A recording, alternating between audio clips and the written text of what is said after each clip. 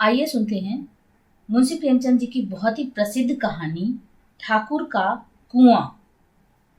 जोखू ने लोटा मुंह से लगाया तो पानी में सख्त बदबू आई।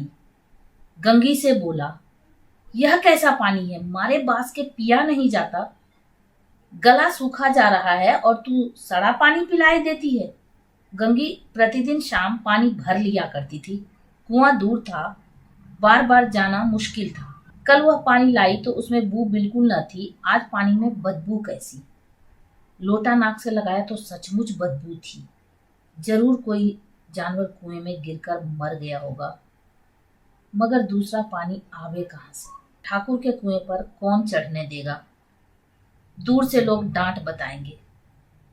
साहू का कुआं गांव के उस सिरे पर है, परंतु वहां भी कौन पानी भरने देगा।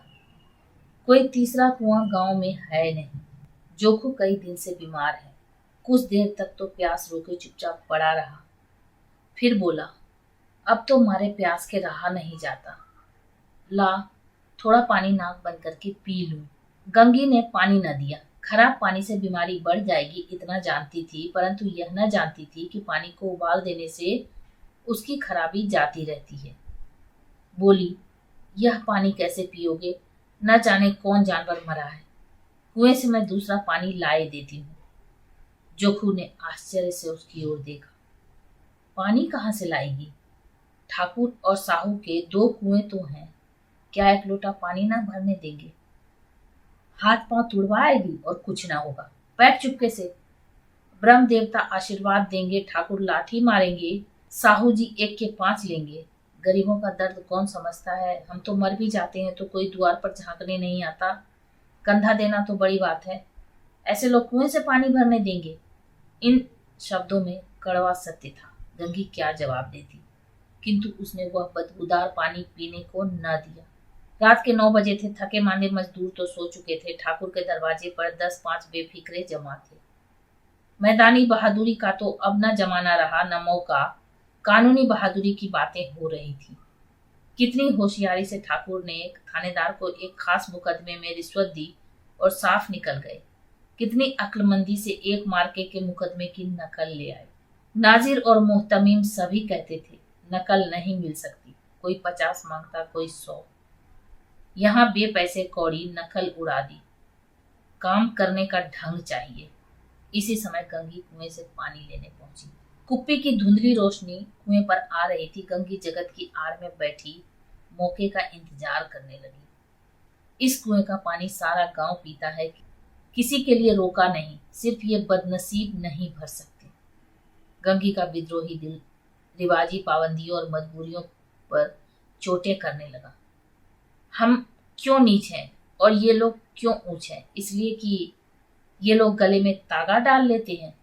यहाँ तो जितने हैं एक से एक छाटे हैं। चोरी ये करें, जाल फरेब ये करें, झूठे मुकदमे ये करें। अभी इस ठाकुर ने तो उस दिन बेचारे गड़ड़िए की भेड़ चुरा ली थी और बाद में मार कर खा गया। इन्हीं पंडित के घर में तो 12 मास जुआ होता है। यही साहू जी तो घी में तेल मिलाकर बेचते हैं, काम करा लेते हैं, मजूरी देते नानी मरती है। किस किस बात में हमसे ऊंचे हैं। हम गली गली चिल्लाते नहीं कि हम ऊंचे हैं, हम ऊंचे।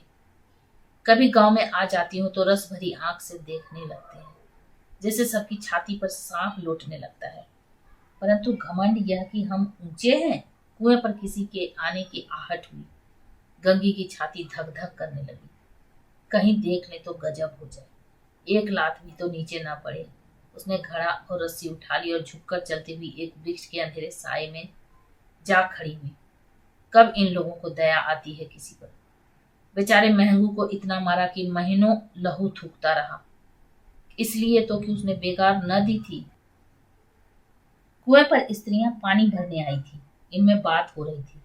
खाना खाने चले और हुक्म हुआ कि ताजा पानी भर लाओ। घड़े के लिए पैसे नहीं है। हम लोगों को आराम से बैठे देखकर जैसे मर्दों को जलन होती है। हाँ, यह तो ना हुआ कि कलसिया उठाकर भर लाते। बस हुक्म चला दिया कि ताजा पानी लाओ, जैसे हम लौंडिया ही तो हैं। लौंडिया नहीं तो और क्या हो तुम। रोटी कपड़ा नहीं पाती, 10-5 रुपए भी छीन झपट कर ले ही लेती हो। और लौंडियां कैसी होती हैं? मत लजाओ दीदी, छीन भर आराम करने को जी तरस कर रह जाता है। इतना काम किसी दूसरे के घर कर देती तो इससे कहीं आराम से रहती। ऊपर से वह एहसान मानता। यहाँ काम करते करते मर जाओ पर किसी का मुंह ही सीधा नहीं होता। दोनों पानी भरकर चली गई तो गंगी वृक्ष की छाया से निकली और कुएं की जगत के पास आई।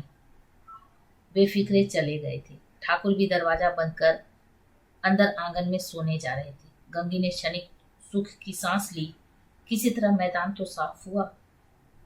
अमृत चुरा लाने के लिए जो राजकुमार किसी जमाने में गया था वह भी शायद इतनी सावधानी के साथ और समझ बूझ कर न गया हो। गंगी दबे पांव कुएं की जगत पर चढ़ी। विजय का ऐसा अनुभव उसे पहले कभी न हुआ था।